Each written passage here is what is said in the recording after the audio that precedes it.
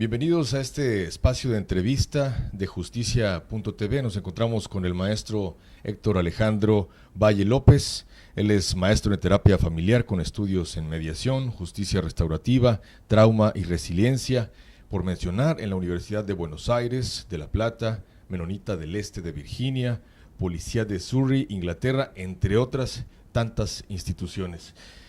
Maestro Héctor Alejandro Valle López, muchas gracias por su tiempo, y para entrar en detalle, coméntenos por favor cuál es el propósito medular de la justicia restaurativa. Bueno, el propósito de la justicia restaurativa, como su nombre lo dice, tiene que ver con la acción de involucrar a todas las personas que hayan participado en un delito, sea tanto las víctimas, los ofensores y la comunidad, con el fin de reparar el daño. Cuando hablamos de reparar el daño, no hablamos nada más de la cuestión económica o material, sino también hablamos de los daños simbólicos y los daños morales que se hayan causado a las personas, así como de los daños psicológicos.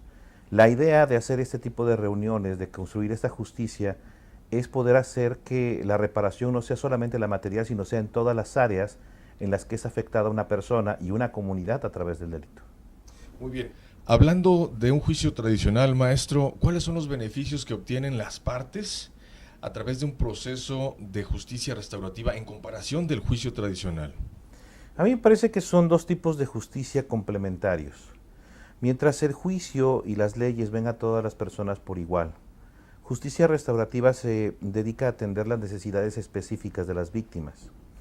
Es decir, mientras la ley va a imponer una pena, ¿sí?, o va a imponer un castigo, justicia restaurativa se va a atender las emociones de las personas, las necesidades específicas que surgen del delito, se va al lado humano, a cortar a la medida de la víctima la reparación del daño.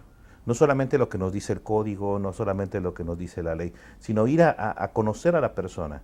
Hay que tomar en cuenta que estamos hablando de personas, y todas las personas tenemos emociones, tenemos sentimientos, tenemos necesidades. Hay que atender ese lado humano de la justicia. Si dejamos ese lado fuera, estamos dejando una parte importantísima de lo que nos caracteriza como raza. Es decir, le quitamos el lado frío, por así decirlo, que pudiera tener la justicia, y atendemos más a fondo las necesidades, el origen, el contexto de la problemática social. Efectivamente, si nosotros no trabajamos de profundidad en la justicia, en la reparación del daño, vamos a dejar gente que siga muy insatisfecha. Entonces, respondiendo a la pregunta que originalmente me habías hecho, ¿cuál es la diferencia y cuál es la ganancia que tenemos de trabajar en justicia restaurativa? Es que vamos a trabajar de fondo para que la persona quede más satisfecha que con una simple reparación material. Evidentemente no son sistemas contrapuestos, sino son sistemas complementarios. La justicia restaurativa no viene a sustituir al sistema penal, viene a complementarlo. Esa parte que no ha atendido todavía el sistema procesal penal, viene a meterla y viene a llevarla a cabo la justicia restaurativa. Muy bien. Considerando que quizá es una figura que a lo mejor todavía no está todavía plenamente identificada por la ciudadanía en general, es decir, me refiero a la justicia restaurativa y en general a los medios alternativos de solución de conflictos, ¿cuál es la percepción, maestro, que considera usted tiene la ciudadanía en general sobre estos mecanismos, sobre todo la mediación y la conciliación? Yo creo que se ha empezado a abrir la puerta.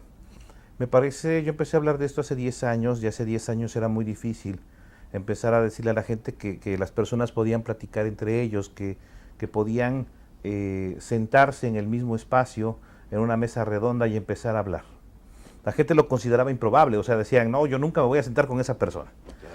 Hoy en día, me parece que en toda la República Mexicana ya hay centros de mediación, están comprobando su eficacia, hay muchísima gente entrenada, muchísimos especialistas que realmente saben hacer su trabajo, que aman su trabajo.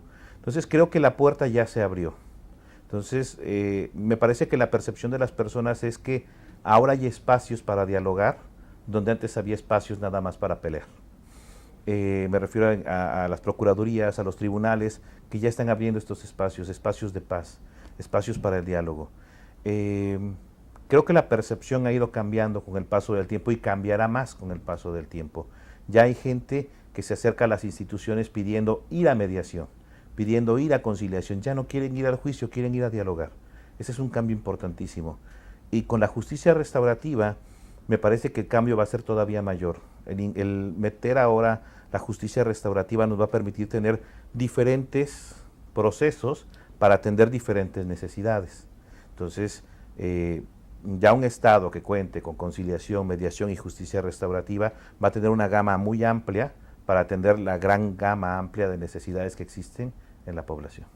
Claro, y bueno, hablando de ese avance gradual en la percepción de la ciudadanía en torno a estas figuras, estos instrumentos, ¿de qué manera ha influido el trasfondo cultural de la misma ciudadanía, hablando en el caso mexicano, ¿verdad?, para esa aceptación de estos mecanismos? Yo creo que en México tenemos una cultura muy importante que siempre ha tendido al diálogo. O sea, muchas veces hablamos de que los mexicanos somos muy peleoneros, somos muy broncudos. Y es verdad, tenemos una parte que siempre está buscando la confrontación, pero no podemos olvidar que tenemos una parte donde los mexicanos siempre que nos vemos nos damos la mano, nos abrazamos, somos cálidos, nos gusta recibir gente en nuestra casa, nos gusta confiar en las personas. Tenemos también esta otra parte de la cultura que yo creo que se va acomodando, es como a qué lado de la cultura quieres hacerle caso, ¿sí? Tenemos los dos lados de la cultura. Creo que la cultura mexicana siempre nos hemos caracterizado por cuando hay conflictos, cuando hay catástrofes, la comunidad se une.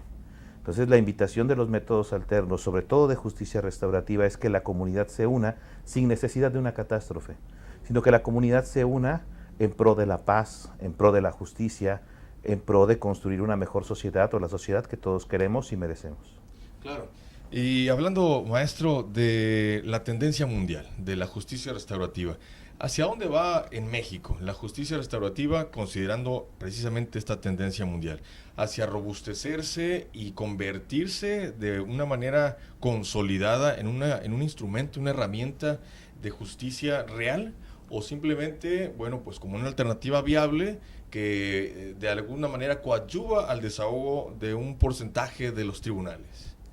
Yo creo que tiene que establecerse bien la justicia restaurativa. Primero tenemos que entenderla bien, después establecerla bien. Va a pasar lo que pasó con mediación, más o menos 10 años en que ha ido trabajándose para que se entienda qué es la mediación, para que la población entienda la mediación, para que las instituciones entiendan la mediación. Justicia restaurativa me parece que va a pasar lo mismo. Hay que entenderla, hay que dejarla entrar, ubicarla, regularla.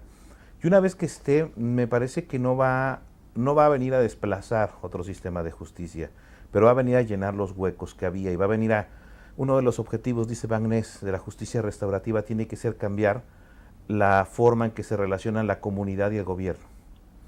Entonces a mí eso me parece muy importante porque en la medida que el gobierno apueste, ¿sí?, que el Estado apueste por métodos de diálogo, tiene que arriesgarse el Estado también a dialogar con la comunidad. Y ese es un diálogo que ha estado muy, muy roto durante mucho tiempo.